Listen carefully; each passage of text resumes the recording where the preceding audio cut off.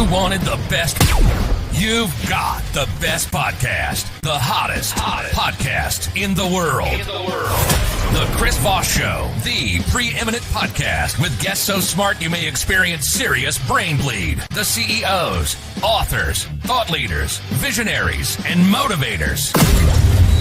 Get ready. Strap yourself in. Keep your hands, arms, and legs inside the vehicle at all times, because you're about to go on a monster education roller coaster with your brain. Now, here's your host, Chris Voss. Hi, folks, it's Voss here from theChrisVossShow.com. There you go, ladies and gentlemen. The Iron Lady sings, that makes it official. Welcome to the show. For 16 years and 2,100 episodes, we've been the Chris Voss Show going our 17th year, and we bring to you all the most smartest people, the CEOs, the billionaires, the White House presidential advisors, the Pulitzer Prize winners, all of the smartest authors on the planet come to the Chris Voss Show to share their wares and tell you their stories. And stories, of course, as we always say, are the owner's manual to life. That's how we learn we're not alone. That's how we learn there's other people in the world. That's how we learn, hopefully, to be better people, which is what the show's about. Today we have another amazing author on the show. He's the author of the book that will come out December 3rd, 2024. It is called The Last Kilo: Willie Falcon and the Cocaine Empire That Seduced America. An epic narco story with unmatched intrigue and corruption, perfect for the fall. Experience the rise and fall of a drug empire. There you go. I think there's some PR in this title, but it's on Amazon. So welcome to the show, TJ English. How are you, sir? I'm good, Chris. Pleasure to be here. Pleasure to have you as well. So give us your .coms. Where can people find you on the interweb?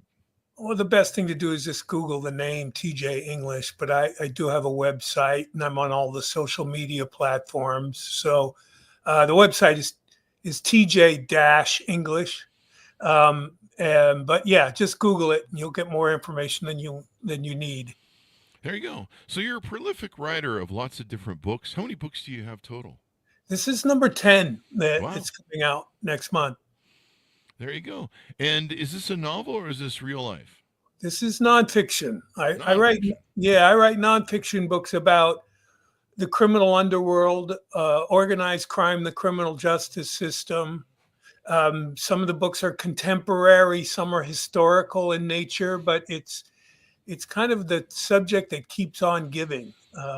It's an inexhaustible topic in a sense. There you go.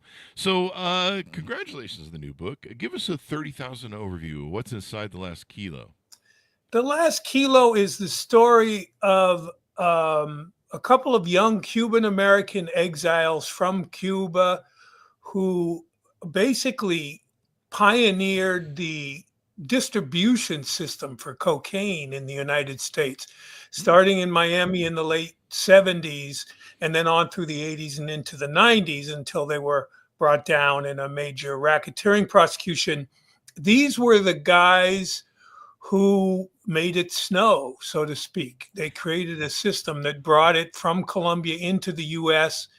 and then all around the U.S. to Los Angeles, San Francisco, Chicago, New York, pretty much everywhere. They had a lot to do with the creation of that whole era, the cocaine cowboys era. The cocaine cowboys era. Yeah. I wanted to make that clear that it's, I guess, historical fiction. Would you call it that, or is it just fiction? Well, we call it narrative nonfiction these days. That's the term they use. It's basically fictional story using the techniques of fiction, recreation of scenes and dialogue, but it's very much nonfiction. A lot of research goes into it. There's like 30 or 40 pages of research notes at the end of this book. So it's very much based on the public record. And also, I happen to have done a lot of firsthand interviews with many of the key players in this story, including Willie Falcone. That's the correct pronunciation, Falcone. I did a lot of time with Willie Falcone. It's basically his story. There you go. It was an interesting time. I've got Miami Vice soundtrack running through my head right now. Yeah, well, in some ways, this book is an attempt to it's a revision of that history as we know it. Because one of the things I learned in the research of this book were a lot of interesting things. One of them was that this group, run by Falcone and a partner named Sal Magluta, Willie and Sal, they ran this organization pretty much without violence. Wow. They did not use violence. They did not use violence to punish their members internally. They did not start wars, turf wars with other people. They basically ran it as a family, and they ran a pretty smooth operation. And I, like a lot of people, I found that hard to believe. And I started to think about that, and I realized the reason I'm finding that hard to believe is because my head is filled with images from Scarface and all these cocaine era movies, which put a big emphasis on the crazy level of violence to the point where we can't even imagine a cocaine story where there's not, Uzi submachine guns and chainsaws and things like that. So it's kind of a reassessment of this era. I'm acknowledging here that the cocaine years were part of the war on drugs, and the war on drugs was to a large degree a propaganda war. And so this idea that the cocaine business is filled with violence from top to bottom is kind of a myth that has persisted all these decades. There you go. And I think a lot of people, Americans love guns and movies and the thrill of it. They like the excitement that comes in a movie that's racked with violence, and I think they like the mystique of breaking the rules. I think that's why people love the mafia or mobs, and maybe why people have drugs on it. Yeah, and what you find out when you write about organized crime is, there's violence. There's a lot of violence in different aspects of that world, but you also have to come to terms with the fact that it's just human beings who are engaged in this activity. It's just people who make decisions. It's not necessarily the devil. It's not evil. It's human beings who, you could say, made some bad choices that took them over to this side of the law and got them deeply engaged in criminal activity. But essentially, and it was very true with this group, these guys weren't even hardened criminals. These were just Cuban exiles who were working construction. And then this cocaine opportunity presented itself. And I'll give you some detail on that because it's pretty fascinating. It reiterates the theory that was in the media years ago, and everyone seems to have dropped and forgotten, which was that the cocaine era was begun because of a covert op between the CIA and people who were smuggling weapons to the Contras in Central America. And the people who were smuggling those weapons were Cuban exiles who were actively engaged in the Cold War effort to kill Fidel Castro, take back Cuba, to stop the spread of Marxism and communism wherever it reared its head. And in the 1980s, early 1980s, that was in Central America. And so Willie Falcone, who I mentioned, was a 19-year-old kid when he was approached by some major players in the anti-Castro movement who were connected to the CIA. And they told him, we have a plan to bring kilos of cocaine in from Central America. They were bringing them in from Honduras. And we need someone to sell it. And we need someone to create a market for this cocaine here in Miami. And we think, you being a young guy, you and your friends, you could maybe do that. You sell the cocaine, you get to keep a certain percentage of it yourself, but the majority of the money is used to buy weapons, which are then shipped to the Contras in Central America. Contras were fighting against the Sandinistas. And this is the origins of the cocaine business in the United States. There you go. Comes right from it. And the CIA even, didn't the CIA help crack proliferate too? Well, crack comes later. Crack comes later. I think that's a misnomer. I wish people didn't frame it that way because no, the CIA did not create crack. The argument was that the CIA brought cocaine in that led to the creation of the crack era, a huge infusion of cocaine brought in through this deal, Mm-hmm. basically created the crack era. Mm-hmm. Um, so it's worth knowing. It's been brought up before. There was a book written called Dark Alliance, which created a stir in the 90s when this story first came out. And most people chose to ignore it. But the fact is that the cocaine era began out of this Cold War politics of trying to fight communism in Central America. It's kind of funny how if you really study the history of America and the fuck ups that we've done to South America, we've created the migrant crisis that we have down there. Of course. It's all our fault. Reagan, going back to Reagan, and of course the Contras and stuff. But some of the funding we did for El Salvador and other countries and trying to overthrow. Us mucking about. I mean, we mucked up Cuba. You name it, we mucked it up since the '60s.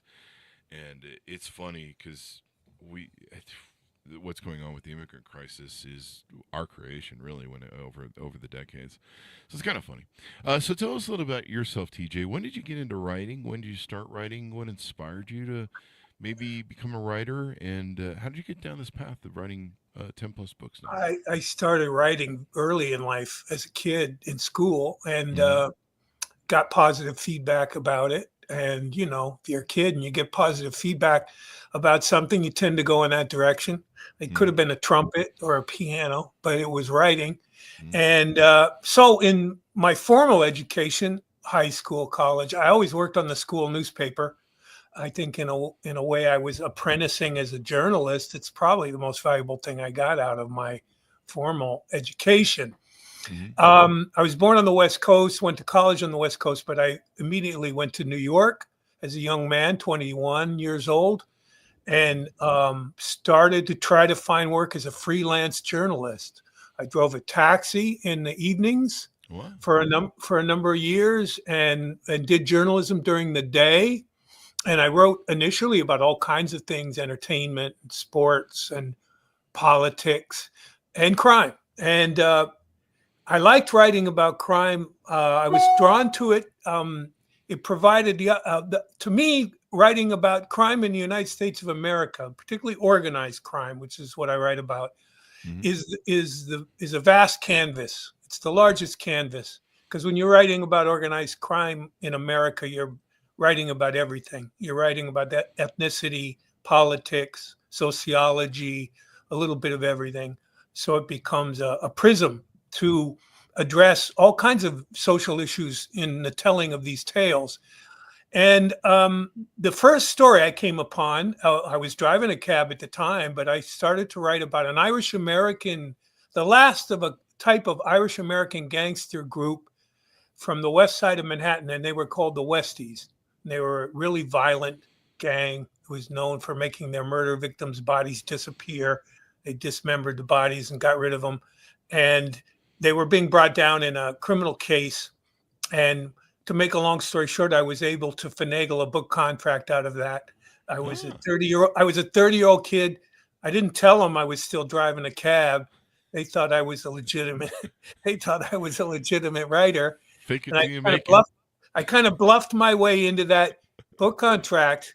And I do remember when I signed that deal, laying in bed and staring at the ceiling and thinking, oh shit, now I have to write a book. And I hadn't really bent my mind around that. But anyway, that was the beginning for me. And that book did quite well and sort of established me as a crime writer, which was not anything I ever set out to do. But as I said, the more I got into it, the more I realized that I could write contemporary stories, but I could also go back in history and write historical versions of this. I wrote a book called Havana Nocturne about the era of the mob in Cuba in the 1950s, before the Cuban Revolution. So I could go back in history, I could write contemporary stories, and this is where I came to realize that I could possibly have a career doing this. Because if I use my imagination, there's really no end to the number of stories that you can find to tell. Yeah. And the stories are, like we say on the show, the owner's manual to life. They're fun, they're entertainment, And we learned something from them. We learned something about human nature, about who people are. They take us away from different things.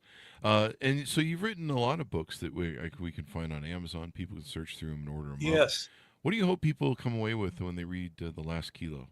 Well, I hope it opens their eyes and makes them reassess what they think they know about this history.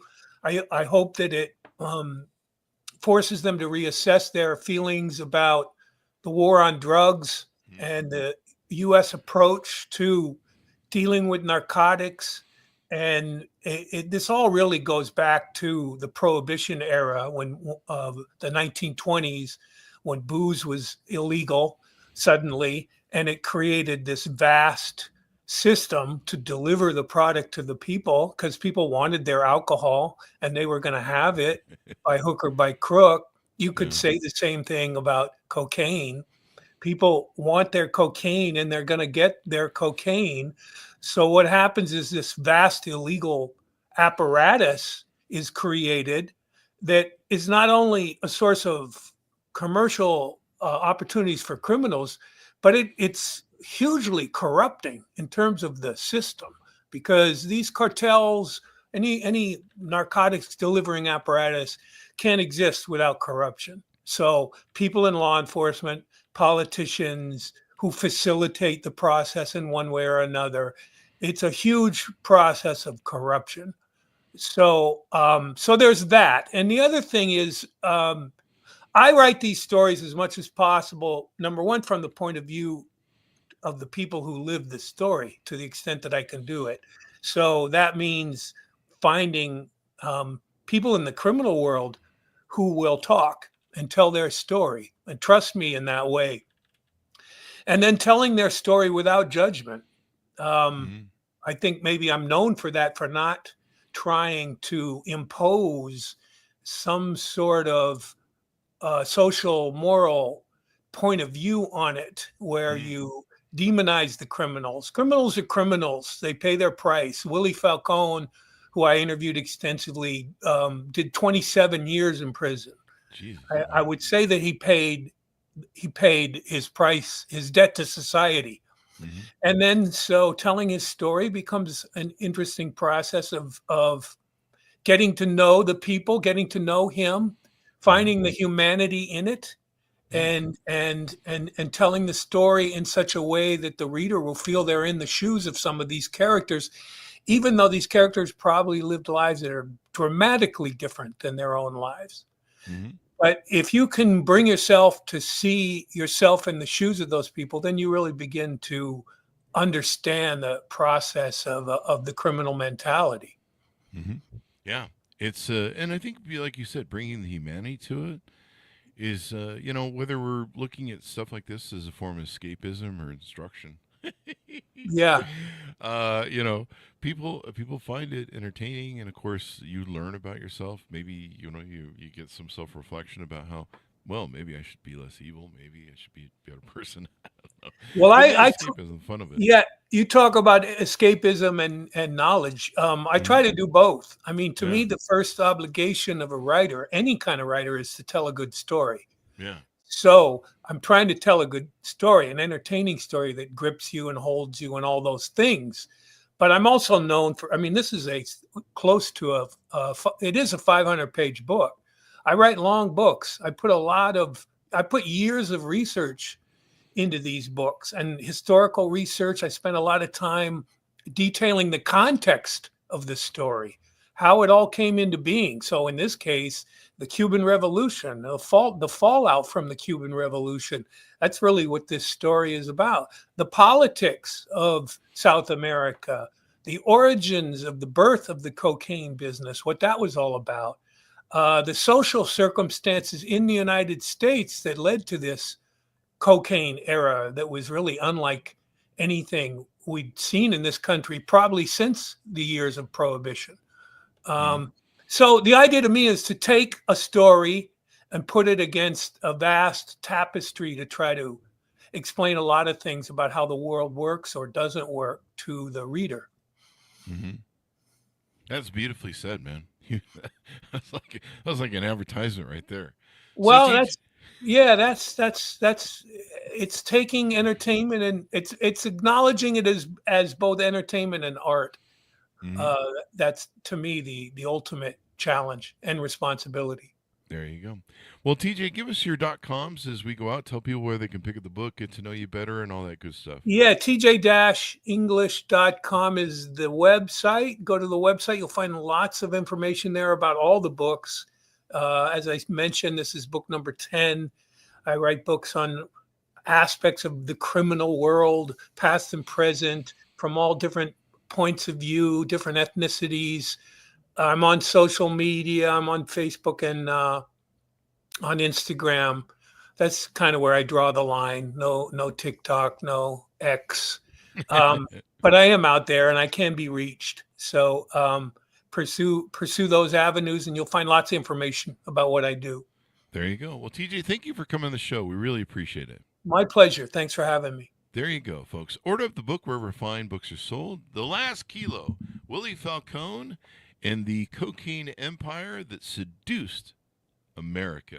Thanks to my audience for tuning in. Go to goodreads.com/Chris Voss, LinkedIn.com/Chris Voss. Chris Voss won the TikTokity and all those crazy places on the internet. Be good to each other. Stay safe. We'll see you next time.